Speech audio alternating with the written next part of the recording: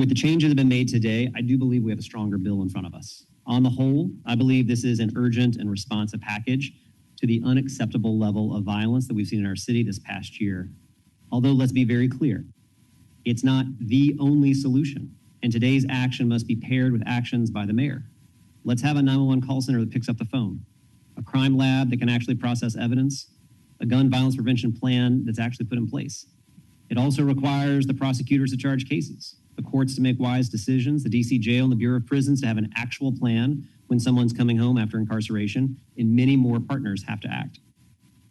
I was struck during our breakfast meeting today that so much of our debate danced around the fact that for the most part, the district already has tough laws on the books with strong penalties that deal with most crimes.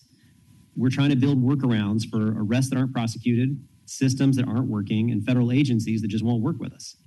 Just one small example, in Ward 6, I got people that come home every day from the Federal Bureau of Prisons with zero notice to local agencies to help ensure their success and their return.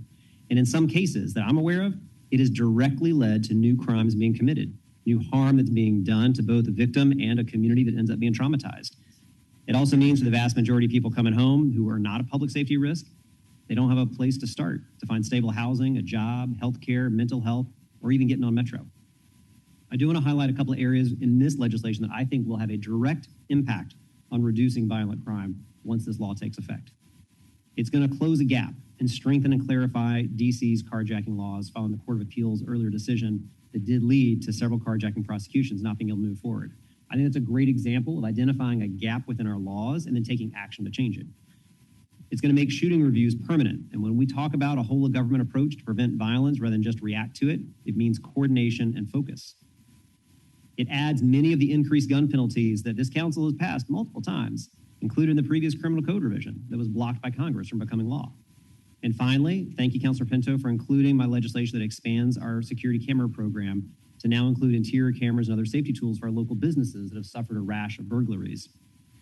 I'm glad to see that we are also once again pushing to adopt a strategic citywide plan on gun violence and violent crime. That was something this council and myself have pushed for many, many times, so I'm going to keep my fingers crossed this time it actually happens. But this won't be and should not be the end of our efforts. I know I'm working on legislation right now to get at one of those canaries in the coal mine for young people. We're seriously addressing truancy and absenteeism the city is not addressing or reaching those young people with solutions. I think we can make a lot of progress here on complex issues with focus. If I can have one more minute. Additional minute without objection. I think we can make a lot of progress on complex issues with focus and a few innovative legislative ideas. But again, the best laws on the books aren't going to make a change without the agencies and government actually implementing them. I hope that DC residents know and trust that we have wrestled tremendously in an effort to try to get this right. I'm grateful for so many neighbors that reached out to me saying, we're counting on you to take action and we're counting on you to get this right. We all want to see crime go down significantly.